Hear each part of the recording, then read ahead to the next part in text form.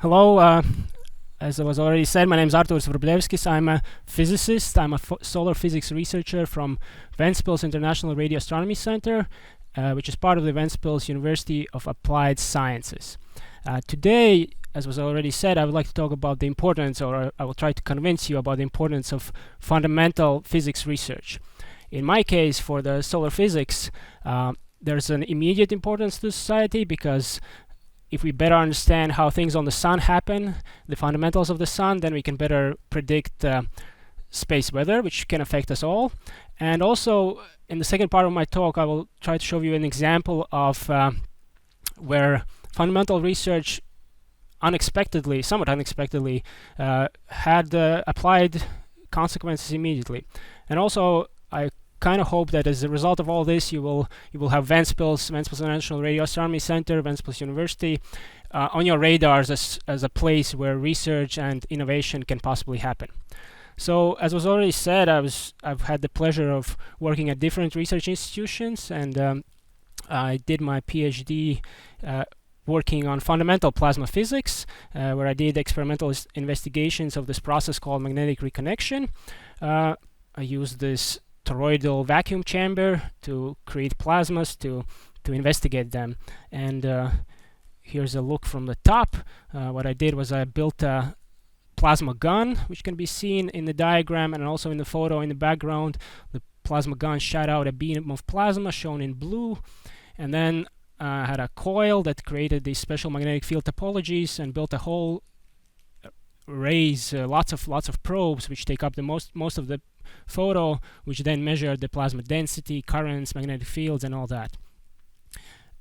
If there's one physics thing that I hope you will keep in mind from this talk is that plasmas are tied to magnetic field lines, which means that which is different from neutral gas. So if we, for example, have the air around us, all the particles are jumping around in all different directions, while in plasmas they consist of charged particles which are tied to magnetic field. So in the figure you can see the red line, the red arrow, that's the magnetic field line. So the plasmas freely travel along it, but they are tied in the perpendicular direction. They gyrate around this field line.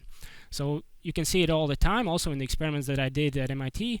So in the top figure you see the photo of the plasma beam shooting out from the gun, and it's flowing more or less straight. It's a bit curved because the background field is a bit curved. But then when you turn on the magnetic field of the coil, and now the field lines encircle the coil, now the plasma from the beam also is going in circles around the coil, which you can see in the bottom figure. So that's all in the past, but this idea of plasmas tied to the field lines, I'll come back to that. These days I'm working at the Ventspils International Radio Astronomy Center, or VIRAC for short, and what we have amongst the most important things, at least in terms of infrastructure, are the antennas. We have two huge antennas, one with diameter of 32 meters, shown here in the photo, and another one with diameter of 16 meters. And the antennas are used for all kinds of cool research, including solar physics research. One of our solar physics research group, Dmitris Bezrukovs, for example, is using the big antenna to make radio pictures of the sun, which an example of which is seen in the bottom left. And then the latest telescope that we have is this LOFAR, or low frequency array, which consists of hundreds of antennas. You can see it in the picture taken from air from the top. So it's hundreds of antennas and nothing is moving. All the steering, all the targeting is done using purely just electronics. And for those of you who are not familiar with Latvia and with Ventspils, Ventspils is some 2.5 hours away from Riga on the coast of Baltic Sea. It's a town. That's where the Ventspils University of Applied Sciences is. That's where our offices are. And then the telescopes are another 35 kilometers outside in the town of Irbene. And yeah, that's where you can see the telescopes themselves. Those were built in the 50s and 60s and 70s by the Soviet Army for the purposes of spying. So those were antennas used for intercepting radio signals. But then after Latvia gained independence, our Academy of Sciences convinced the Russian army to leave the telescopes, even though they were badly damaged. They were left for us to use for science purposes. And the people working there put in a lot of work to make them work again. And in 1998, the first scientific observations were done, again using the control room that you can see in the photo, very old school. But now another round of renovations has been completed, and starting with 2015, the antennas are modern. They're world standard antennas and part of what is called an array of very large baseline interferometry networks. So all these antennas throughout the world are connected and make measurements together, and can make contribute to world-class research. So for me, my research concerns solar physics, and motivation is space weather. So sun is an active star. Occasionally eruptions and flares happen on the sun, and as a result of these eruptions, charged particles, energetic charged particles, are ejected from the sun into the interplanetary space and can hit the Earth as well. Interacting with Earth magnetic fields, currents are induced, for example, in transmission lines. These currents can overwhelm transistors and can knock them out. And if it's a very strong storm, then lots of transformers can be knocked out for a long time. So there have been cases where whole cities and states and provinces in Northern America lose electricity for several hours. But there can be even more powerful storms. So such storm happened in 1859, which is called the Carrington event. During those days, there was barely any electricity on the Earth, so there were no significant impacts.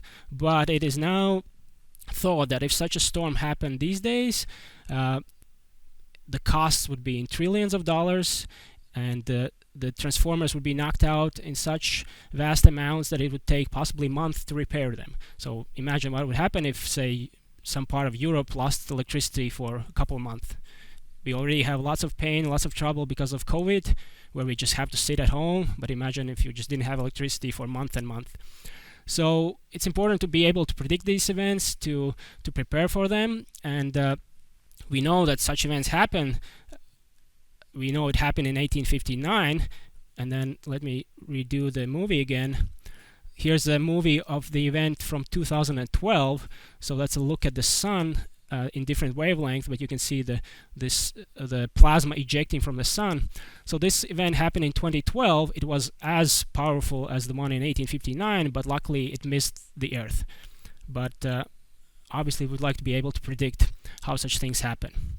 So, but even if the effects are not as dire, they are still there. So the energetic particles can knock out satellites, can knock out GPS, and can have all kinds of effects on the Earth.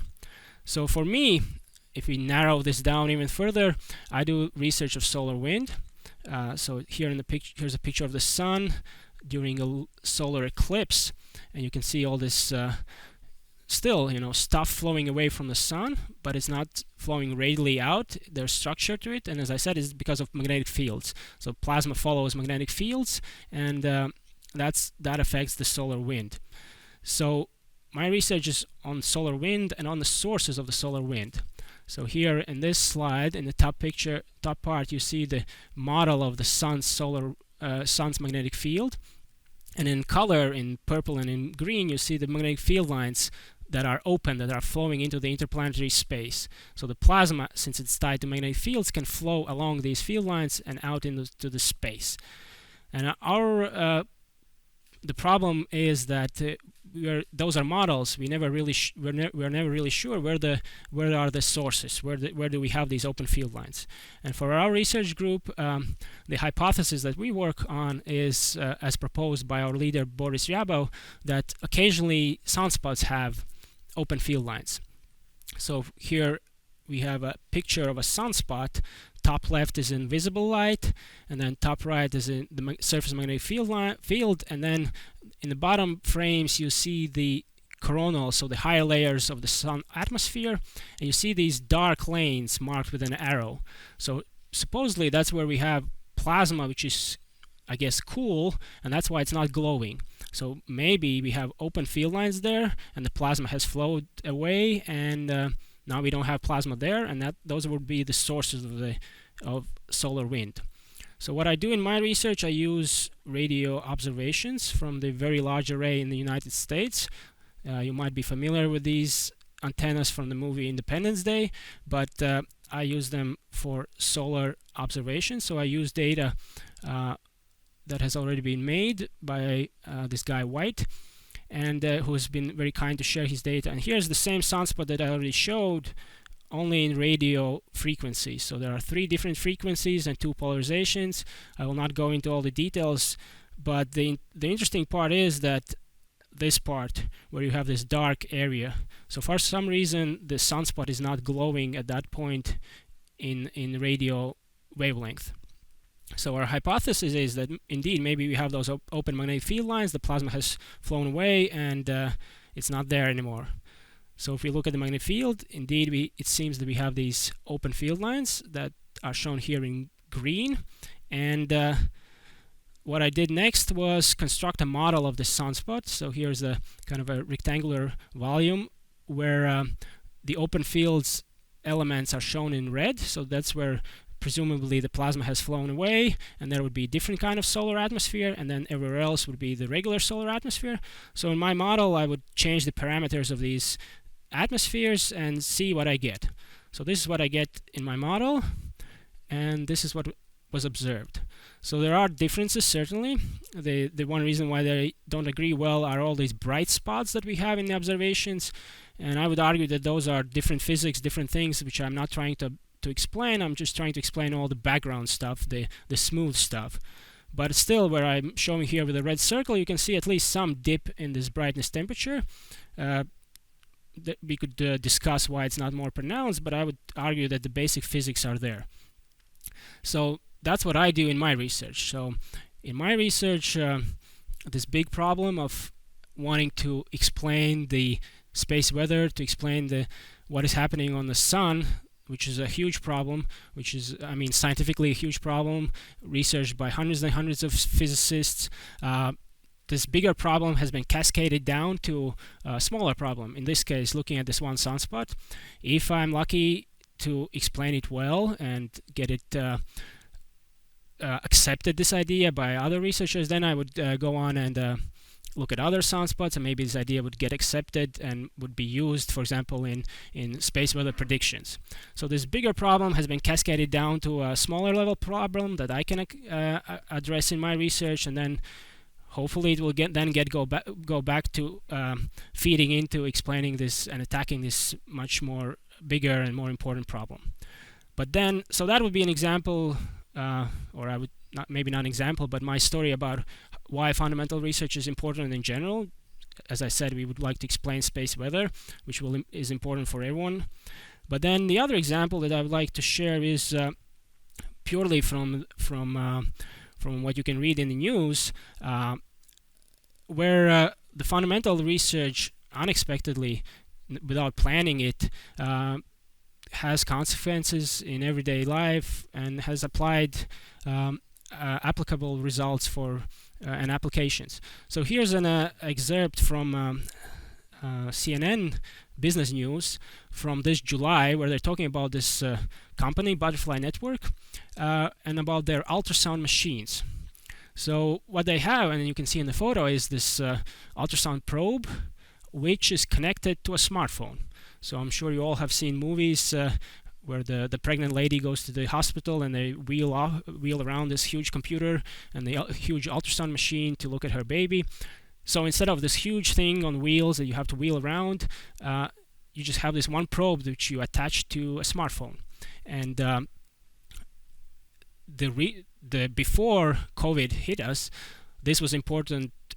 For example, in the developing world, where you're not gonna bring this huge machine into a jungle to help people in the jungle and all that.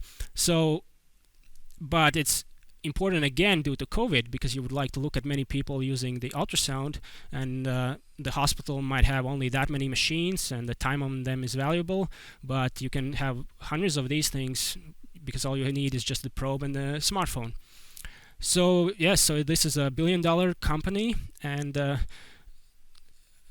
great, I think, a great product. But the reason why I already knew about this company is because of a different news story already from 2018, and this was just part of the MIT news bulletin, that where they first started talking about this idea, or of the result of being able to put this to connect the ultrasound probe to a smartphone.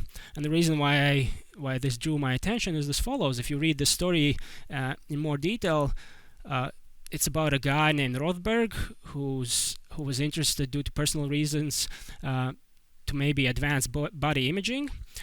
He had already done a lot in terms of solid-state physics and all that, but the interesting part is that he went to a conference on to a talk given by an MIT professor of physics, where he was talking about this guy Max Tegmark. He's a super physicist, talking about connecting images from thousands of radio telescopes.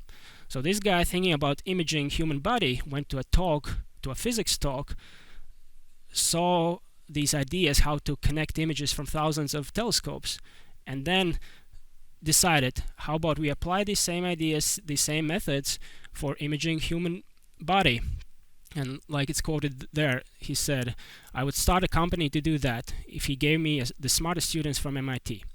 So I think that's, in my opinion, a great example of the importance of the fundamental physics research, whereby you never know if any of these methods, any of these results, they just might have some cool application, like in this case with this butterfly network, where the students, the physicists, were working on image processing methods, and they can be used in ultrasound in this cool company, billion-dollar company. So in summary, I think fundamental physics research is important, and it's of significant consequence, and it deserves support. For solar physics, there are all these space weather prediction applications which are important. But then, as I was trying to tell you, occasionally you have these unexpected applications like this butterfly network. And also, please keep in mind, Ventspils International Radio Astronomy Center, maybe some cool stuff will come from us as well. Thank you.